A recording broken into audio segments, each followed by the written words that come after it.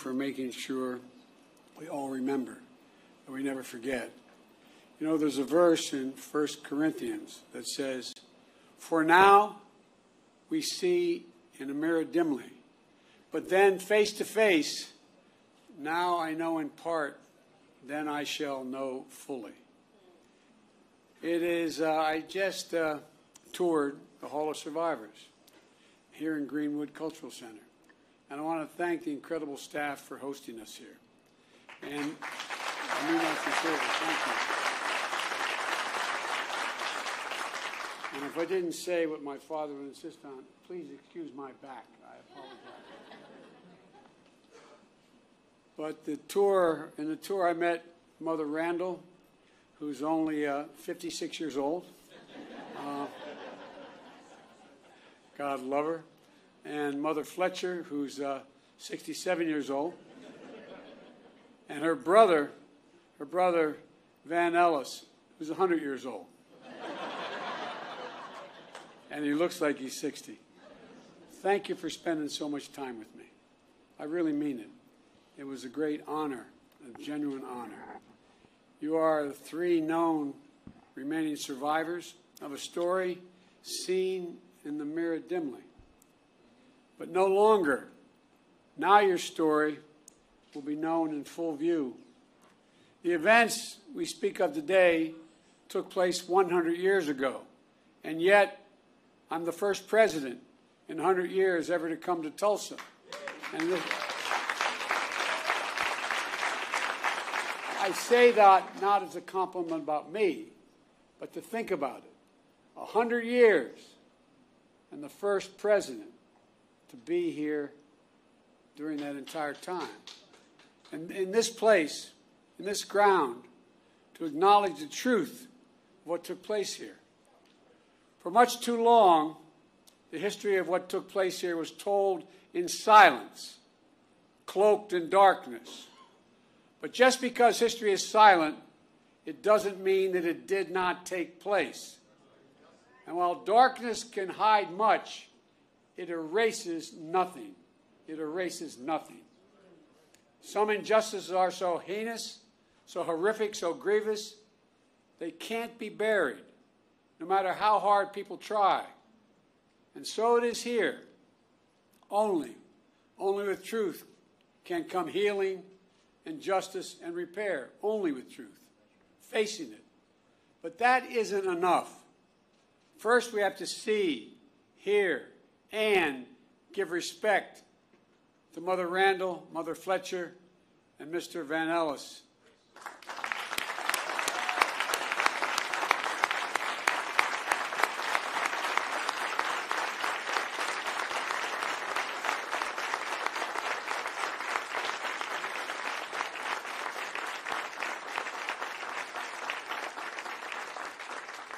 And to all those lost so many years ago, to all the descendants of those who suffered, to this community, that's why we're here, to shine a light, to make sure America knows the story in full.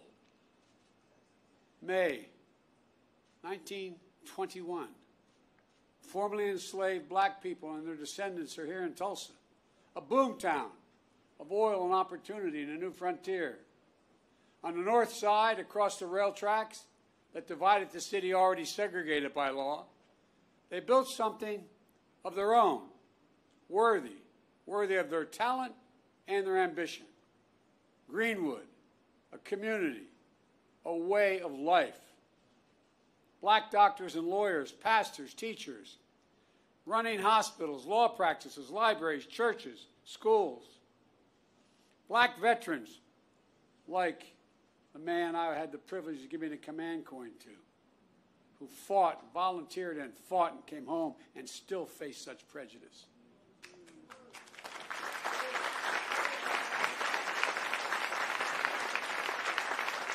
Veterans have been back a few years helping after winning the First World War, building a new life back home with pride and confidence. Who were a mom and there were at the time mom and pop black diners, grocery stores, barber shops, tailors, the things that make up a community. At the Dreamland Theater, a young black couple holding hands, falling in love. Friends gathered at music clubs and pool halls, at the Monroe family roller skating rink.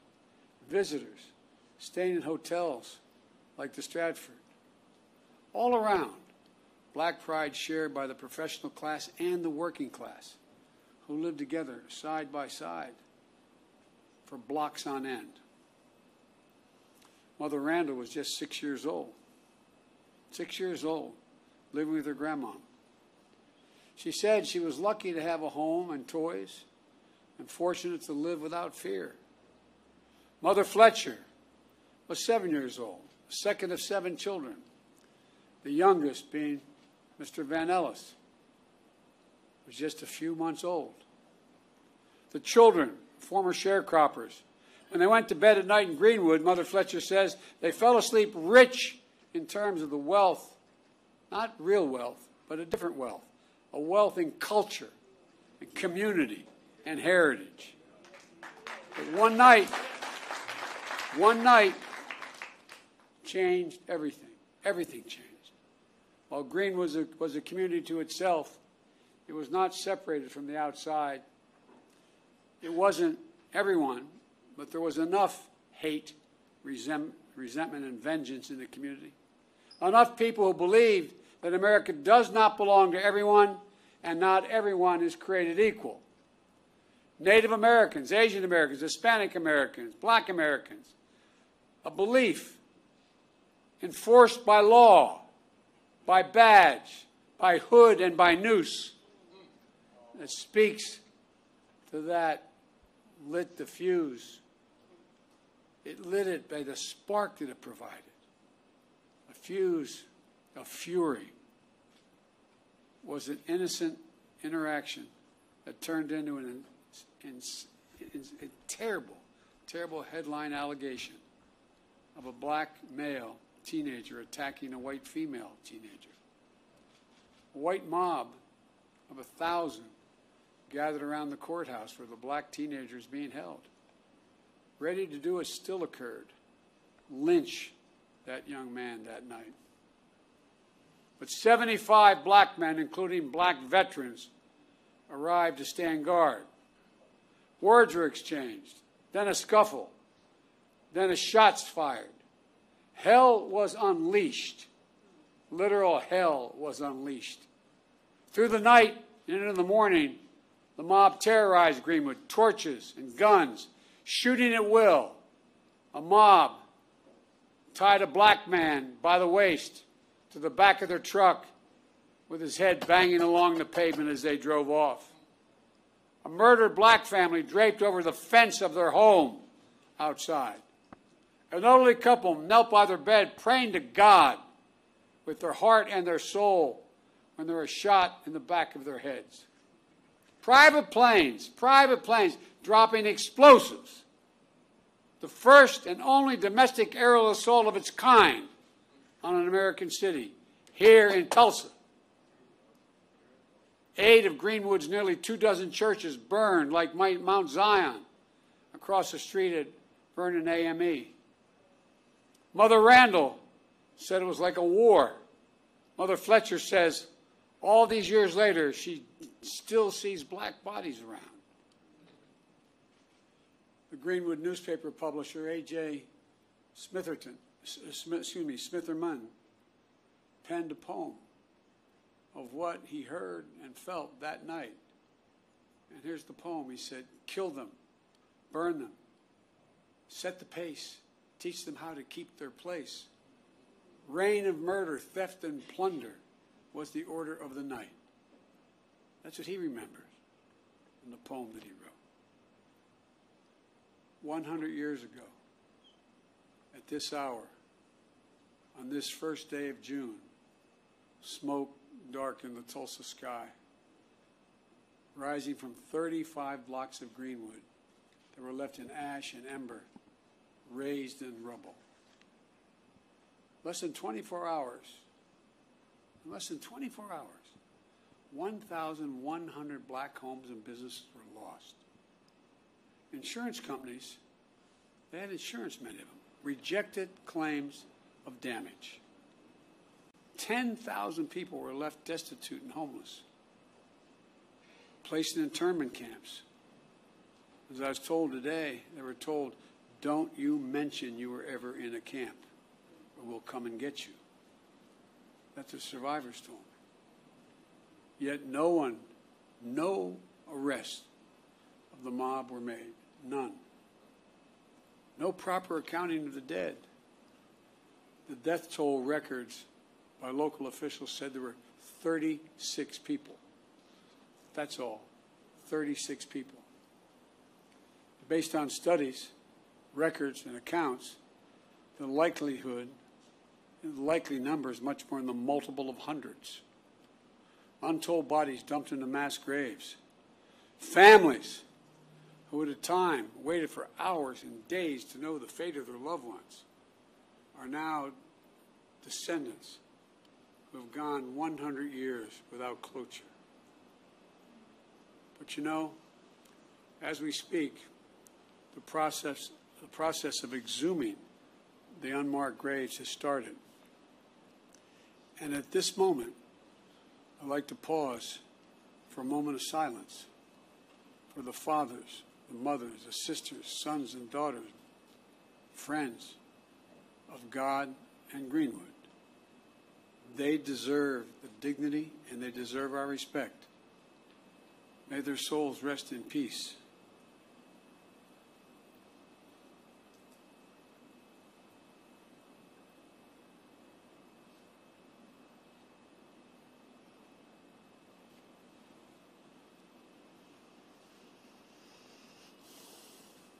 My fellow Americans, this was not a riot.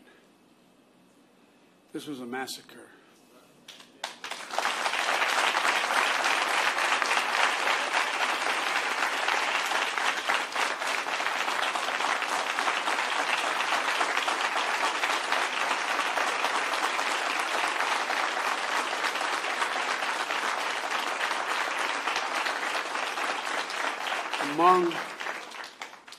Among the worst in our history, but not the only one. And for too long, forgotten by our history. As soon as it happened, there was a clear effort to erase it from our memory, our collective memories, from the news and everyday conversations. For a long time, schools in Tulsa didn't even teach it, let alone schools elsewhere. And most people didn't realize that a century ago, the second Ku Klux Klan had been founded. The second Ku Klux Klan had been founded. A friend of mine, John Meacham, I'd written when I said I was running to restore the soul of America. He wrote a book called The Soul of America, not because of what I said. And there's a picture about page 160 in the book showing over 30,000 Ku Klux Klan members in full regalia, Reverend, pointed hats, the robes, marching down Pennsylvania Avenue in Washington, D.C., Jesse, you know all about this. Washington, D.C. If my memory is correct, there were 37 members of the House of Representatives who were open members of the Klan. There were 5, if I'm not mistaken, could have been 7, I think it was 5, members of the United States Senate, open members of the Klan. Multiple governors were open members of the Klan. Most people didn't realize that a century ago the Klan was founded just 6 years before the horrific destruction here in Tulsa. And one of the reasons why it was founded was because of guys like me who are Catholic. It wasn't about African Americans then. It was about making sure that all those Polish and Irish and Italian and Eastern European Catholics who came to the United States after World War I would not pollute Christianity. The flames from those burning crosses torched every region of the country. Millions of white Americans belonged to the Klan. And they weren't even embarrassed by it. They were proud of it. And that hate became embedded systematically and systemically in our laws and our culture. We do ourselves no favors by pretending none of this ever happened, or it doesn't impact us today, because it does still impact us today. We can't just choose to learn what we want to know and not what we should know.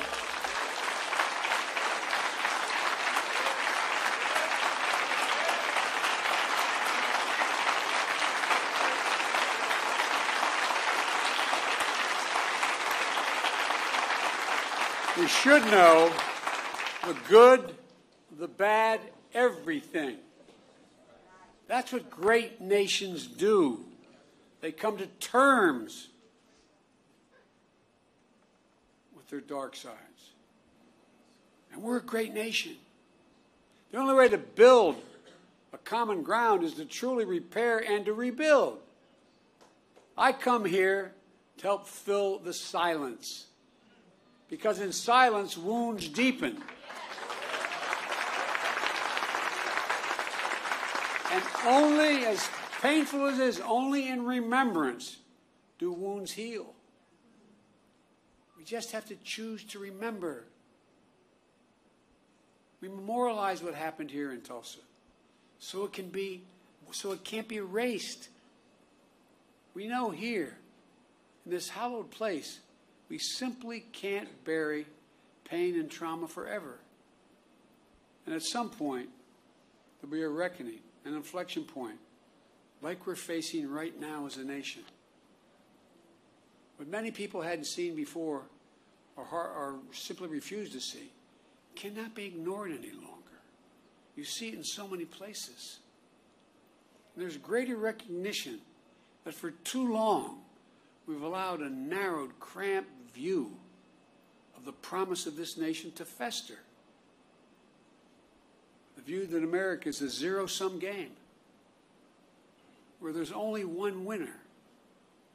If you succeed, I fail. If you get ahead, I fall behind. If you get a job, I lose mine. And maybe worst of all, if I hold you down, I lift myself up. Instead of, if you do well, we all do well. We see that in Greenwood. This story isn't about the loss of life, but a loss of living, of wealth and prosperity and possibilities that still reverberates today. Mother Fletcher talks about how she was the only able to attend school in the 4th grade and eventually found work in the shipyards as a domestic worker. Mr. Van Ellis has shared how even after enlisting and serving in World War II, he still came home to struggle with a segregated America. Imagine all those hotels and dinners and mom and pop shops that could have been passed down this past 100 years. Imagine what could have been done for black families in Greenwood. Financial security and generational wealth. To come from backlines like my family, working class, middle class family, the only way we ever able to generate any wealth was inequity in our homes. Imagine what they contributed then and what they could have contributed all these years. Imagine a thriving Greenwood in North Tulsa for the last 100 years. What that would have meant for all of Tulsa, including the white community. While the people of Greenwood rebuilt again in the years after the massacre, it didn't last. Eventually, neighborhoods were redlined on maps, locking black Tulsa out of home ownership. A highway was built right through the heart of the community. Lisa, I was talking about our west side, what 95 did after we were occupied by the military, after Dr. King was murdered. The community, cutting off black families and businesses from jobs and opportunity. Chronic underinvestment from state and federal governments denied Greenwood even just a chance of rebuilding. We must find the courage to change the things we know we can change. That's what Vice President Harris and I are focused on, along with our entire administration, including our Housing and Urban Development Secretary, Marcia Fudge, who's here today.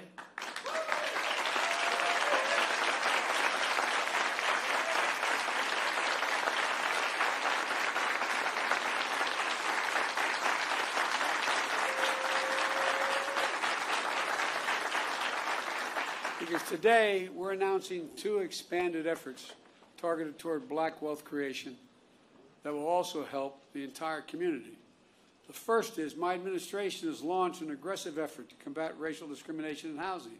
That includes everything from redlining to the cruel fact that a home owned by a black family is too often appraised at a lower value than a similar home owned by a white family.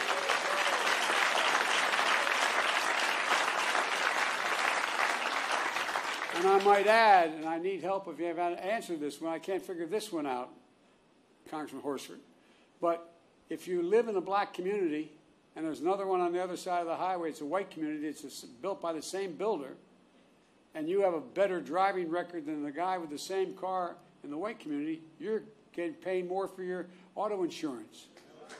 Shockingly, the percentage of black American homeownership is lower today in America than when the Fair Housing Act was passed more than 50 years ago. Lower today. That's wrong. And we're committed to changing that. Just imagine if instead of denying millions of Americans the ability to own their own home and build generational wealth, we made it possible for them to buy a home and build equity into that home and provide for their families. Second, small businesses are the engines of our economy and the glue of our communities. As president, my administration oversees hundreds of billions of dollars in federal contracts for everything from refurbishing decks of aircraft carriers to installing railings in federal buildings to professional services. We have a thing called, I won't go into it all, but there's not enough time now, but I'm determined to use every taxpayer's dollar that is assigned to me to spend going to American companies and American workers that build American products. And as part of that, I'm going to increase the share of the dollars the federal government spends to small disadvantaged businesses, including black and brown small businesses. Right now it calls for 10%. I'm going to move that to 15% of every dollar spent will be spent below. I have the authority to do that. Just imagine if instead of denying millions of entrepreneurs the ability to access capital and contracting, we made it possible to take their dreams to the marketplace to create jobs and invest in our communities. The data shows young black entrepreneurs are just as capable of succeeding given the chance as white entrepreneurs are. But they don't have lawyers, they don't have accountants, but they have great ideas. Does anyone doubt this whole nation would be better off from the investments those people make? And I promise you, that's why I set up this National Small Business Administration that's much broader, because they're going to get those loans. Instead of consigning millions of American children to under-resourced schools, let's get each and every child 3 and 4 years old access to school, not daycare, school.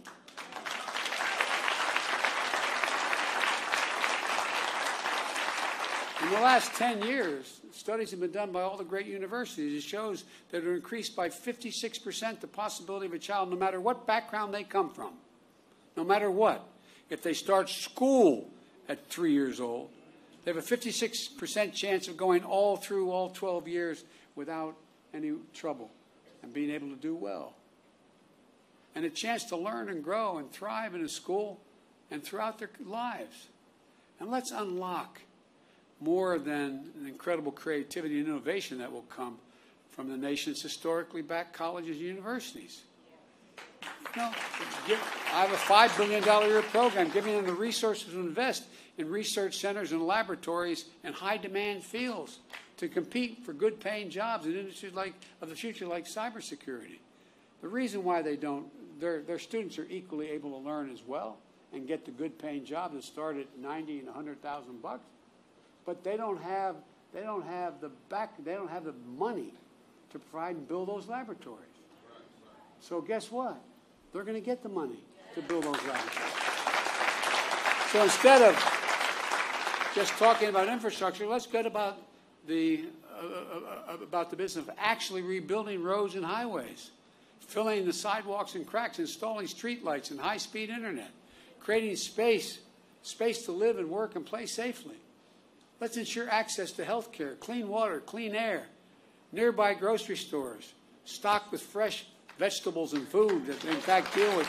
I mean, these are all things we can do. Does anyone doubt this whole nation will be better off with these investments? The rich will be just as well off, the middle class will do better, and everybody will do better. It's about good paying jobs, financial stability, and being able to build some generational wealth. It's about economic growth for our country and outcompeting the rest of the world, which is now outcompeting us. But just as fundamental as any of these investments I've discussed is maybe the most fundamental: the right to vote.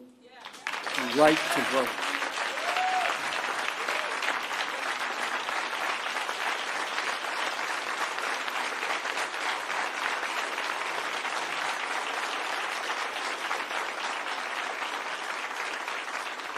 A lot of the members of the Black Caucus knew John Lewis better than I did, but I knew him.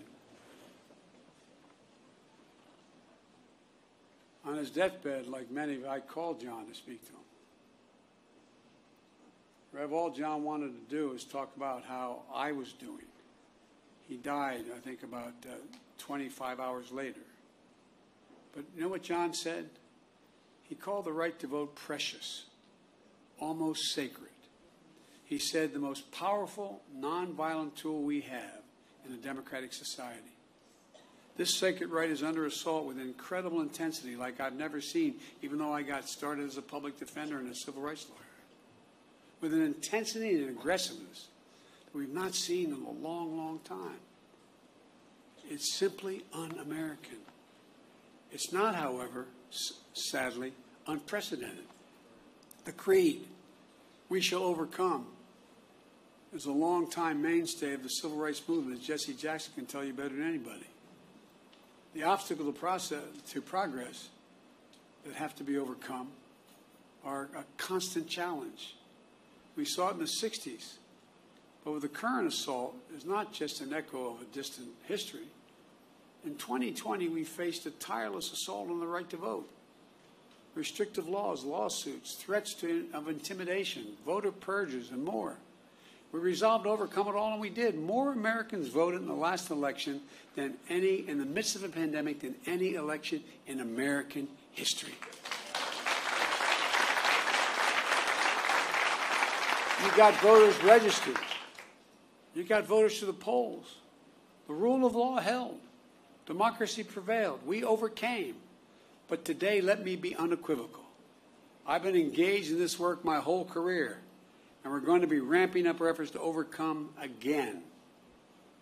I will have more to say about this at a later date, a truly unprecedented assault on our democracy, an effort to replace nonpartisan election administrators and to intimidate those charged with tallying and reporting the election results. But today, as for the act of voting itself, I urge voting rights groups in this country to begin to redouble their efforts now to register and educate voters. And in June should be a month of action on Capitol Hill. I hear all the folks on TV saying, why doesn't Biden get this done?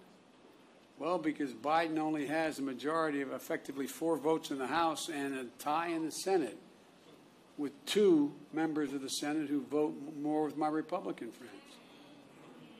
But we're not giving up. Earlier this year, the House of Representatives passed For the People Act to protect our democracy. The Senate will take it up later this month, and I'm going to fight like heck with every tool at my disposal for its passage. The House is also working on the John Lewis Voting Rights Act, which is critical to providing new legal tools to combat the new assault on the right to vote. To signify the importance of our efforts, today I'm asking Vice President Harris to help these efforts and lead them among her many other responsibilities. With her leadership and your support, we're going to overcome again, I promise you, but it's going to take a hell of a lot of work. And finally, We have to, and finally, we must address what remains the stain on the soul of America. What happened in Greenwood was an act of hate and domestic terrorism with the through line that exists today still. Just close your eyes. And remember what you saw in Charlottesville 4 years ago on television. Neo-Nazis, white supremacists, the KKK, coming out of those fields at night, Virginia, with lighted torches, the veins bulging on their, as they were screaming. Remember, just close your eyes and picture what it was. Well, Mother Fletcher said when she saw the insurrection at the Capitol on January the 9th, it broke her heart. A mob of violent white extremists, thugs, said reminded her of what happened here in Greenwood 100 years ago. Look around at the various hate crimes against Asian Americans and Jewish Americans. Hate that never goes away. Hate only hides. Jesse, I think I mentioned this to you. I thought after you guys pushed through with Dr. King, the Voting Rights Act and the Civil Rights Act, I thought we were moved. What I didn't realize, I thought we had made enormous progress, and I was so proud to be a little part of it. But you know what, Rev? I didn't realize hate's never defeated. It only hides. It hides. And given a little bit of oxygen, just a little bit of oxygen by its leaders, it comes out of there from under the rock like it was happening again, as if it never went away. And so, folks, we must not give hate a safe harbor. As I said in my address to the joint session of Congress, according to the intelligence community, terrorism from white supremacy is the most lethal threat to the homeland today. Not ISIS, not Al-Qaeda, white supremacists. That's not me. That's the intelligence community under both Trump and under my administration. 2 weeks ago, I signed into law the COVID-19 Hate Crimes Act, which the House had passed, and the Senate. My administration will soon lay out our broader strategy to counter domestic terrorism and the violence driven by the most heinous hate crimes and other forms of bigotry. But I'm going to close where I started. To Mother Randall, Mother Fletcher, Mr. Van Ellis, to the descendants, and to all survivors, thank you. Thank you for giving me the honor of being able to spend some time with you earlier today. Thank you for your courage. Thank you for your commitment. And thank your children and your grandchildren and your uncle and your nieces and your nephews. To see and learn from you is a gift, a genuine gift. Dr. John Hope Franklin, one of America's greatest historians, Tulsa's proud son, whose father was a Greenwood survivor, said, and I quote, "Whatever you do, it must be done in the spirit of goodwill and mutual respect and even love. How else can we overcome the past and be worthy of our forebears and face the future with confidence and with hope?" On this sacred and solemn day, may we find that distinctly Greenwood spirit that defines the American spirit, a spirit that gives me so much confidence and hope for the future, that helps us see face to face a spirit that helps us know fully who we are and who we can be as a people and as a nation. I've never been more optimistic about the future than I am today. I mean that. The reason is because of this new generation of young people. They're the best educated. They're the least prejudiced. They're the most open generation in American history. And although I have no scientific basis for what I'm about to say, but those of you who are over 50, how often did you ever see advertisements on television with black and white couples? Not a joke.